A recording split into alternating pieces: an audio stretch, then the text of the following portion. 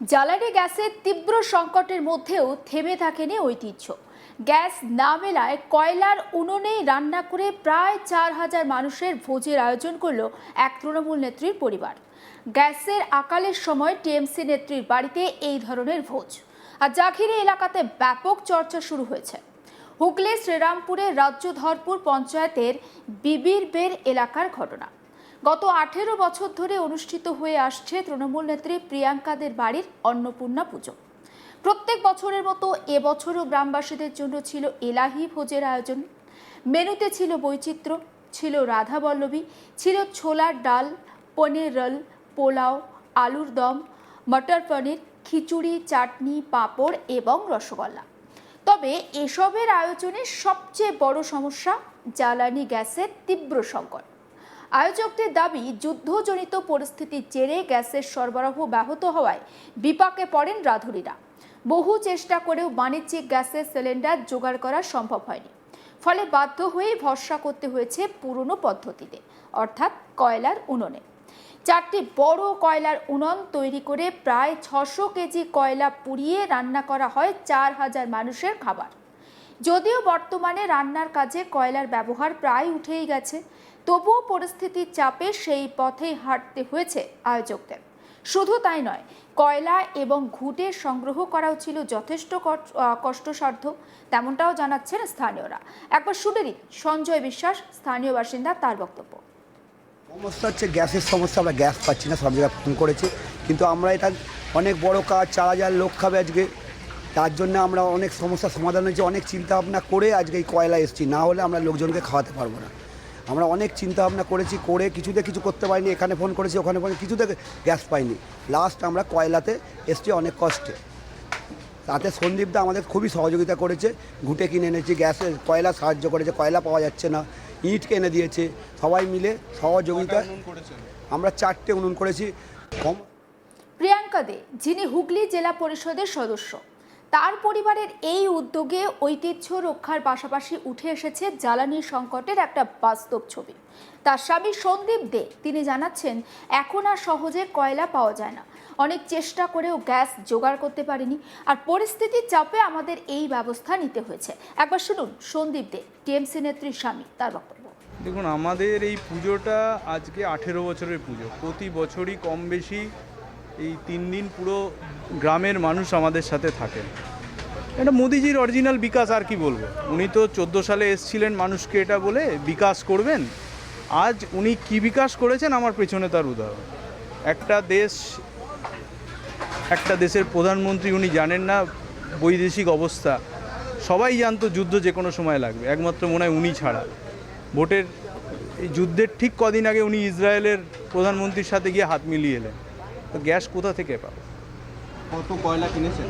এখনও পর্যন্ত আমরা 500-550 কিলো কয়লা আনিয়েছি, কয়লাও পাওয়া যাচ্ছে না এত। কেন, কয়লাতে এখন এত ইউজ হয় না, মানুষ যারা ব্যস্ত তারাও, কিন্তু গ্যাস কোথাও অবস্থাতেই নেই। আর আমরা অনেক চেষ্টা করেছি কমার্শিয়াল গ্যাসের জন্য, কারোর কাছে নেই।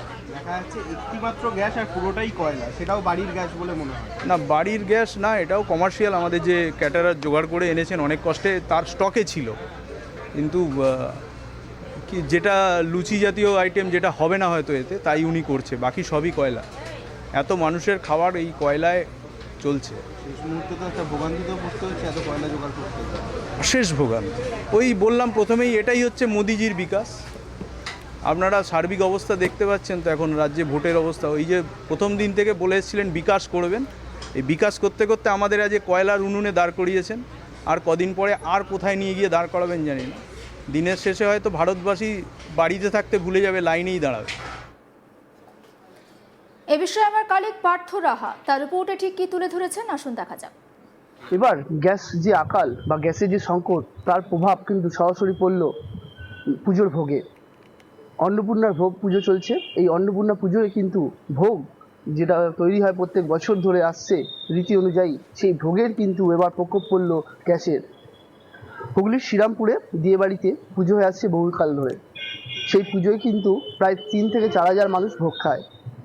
অন্যান্য বছর নির্বিঘ্নেই চলে সেই পুজো, রীতি অনুযায়ী এলাকার মানুষদের ভোগ খাওয়ানো হয়। তবে এবার কিন্তু সেই ভোগ খাওয়াতেই প্রায় হিমশিম খেতে হলো দে পরিবারের লোকজনকে। শ্রীরামপুরের বাড়ি তৃণমূল কংগ্রেস নেত্রী প্রিয়াঙ্কা দেব, আর তার বাড়িতেই বহু বছর ধরে হয়ে আসছে অন্নপূর্ণা পুজো।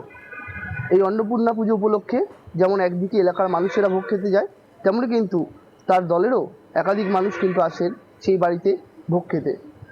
এই অন্নপূর্ণা পুজোর ভোগেই এবার প্রকোপ পড়ল গ্যাসের, অর্থাৎ গ্যাস অমিল বা গ্যাসের যে সংকট দেখা দিচ্ছে তাতে পড়ে কিন্তু হিমশিম খেতে হচ্ছে সাধারণ মানুষকে। এর আগেও আমরা দেখেছি একাধিক ক্ষেত্রে এই যে গ্যাসের চাহিদা না থাকায় যে সংকট দেখা দিয়েছে তাতে কিন্তু বিভিন্ন ক্ষেত্রে সমস্যায় পড়েছে সাধারণ মানুষ। সরাসরি কিন্তু এই গ্যাসের প্রকোপ গিয়ে পড়েছে বাড়ির হেসেলেও। একবারে 60 টাকা দাম বাড়িয়ে দেওয়া হয়েছিল গৃহস্থ গ্যাসের। এরপর কিন্তু গ্যাসের যে বুকিং, সেই বুকিংয়ের ক্ষেত্রেও কিন্তু সময় নির্ধারণ করে দিয়েছে কেন্দ্র সরকার, অর্থাৎ একটি গ্যাস বুক করা এবং সেই গ্যাসটা ডেলিভারি পাওয়ার 25 দিন পর আবার বুক করতে পারবেন। পরে আবার সেটা 35 দিন করা হয়, এখন আবার সেই দিনের যে নির্ধারণ সেটা আবার 25 দিনে বেড়ে দেওয়া হয়। এতে কিন্তু মানুষের মধ্যে একটা প্যানিক সৃষ্টি হয়েছে এবং এই যে মধ্যপ্রাচ্যে যুদ্ধ চলছে, এই যুদ্ধ কবে শেষ হবে বা এই যুদ্ধের শেষ টান কবে আসবে সেটা মানুষ জানে না, কিন্তু এর যে প্রকোপ সরাসরি ভারতে দেখা দিয়েছে তা কিন্তু এই গ্যাসের আকাল দেখলেই বোঝা যায়। গৃহস্থের হেসেলে যেমন গ্যাসের সংকট দেখা দিয়েছে, তেমনই কিন্তু এই বাণিজ্যিক গ্যাস যেগুলো হোটেল রেস্তোরাঁ ব্যবহার হয় সেগুলোও কিন্তু সংকট দেখা দিয়েছে। এই বাণিজ্যিক গ্যাস এক কথায় বলা যেতে পারে অমিল, বা অত্যাধিক টাকা দিলেও মিলছে না সেই গ্যাস। সেই ক্ষেত্রে কিন্তু অনেক ক্ষেত্রে দেখা গিয়েছে হোটেল রেস্তোরাঁ বন্ধ করতে বাধ্য হয়েছে মালিকরা, কারণ গ্যাসের আকাল। এবার এই গ্যাসের যে অভাব বা বাণিজ্যিক গ্যাস না পাওয়ায় তার প্রকোপ পুরোপুরি পড়ল শ্রীরামপুরের এই দে বাড়ির অন্নপূর্ণা পুজোয়। তারা অনেক কষ্ট করে জোগাড় করার চেষ্টা করেছিলেন বাণিজ্যিক গ্যাস, কিন্তু তারা জোগাড় করতে পারেননি।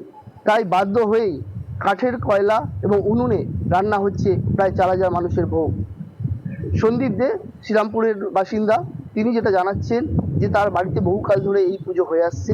এই পুজোতে রীতি মেনেই কিন্তু মানুষকে ভোগ খাওয়ানো হয়, এমনকি এলাকার মানুষ প্রত্যেক বছরই অন্নপূর্ণা পুজোয় তাদের বাড়িতে আসেন, পুজো দেন এবং এই ভোগ নিয়ে যান তাদের বাড়ির জন্য। কিন্তু এবছর সেই রকমই পুজো চলছে, কিন্তু এই যে মায়ের ভোগ, এই মায়ের ভোগ রান্না করতে গিয়ে প্রায় হিমশিম খেতে হয়েছে দুই পরিবারকে, কারণ গ্যাস বাজারে অমিল।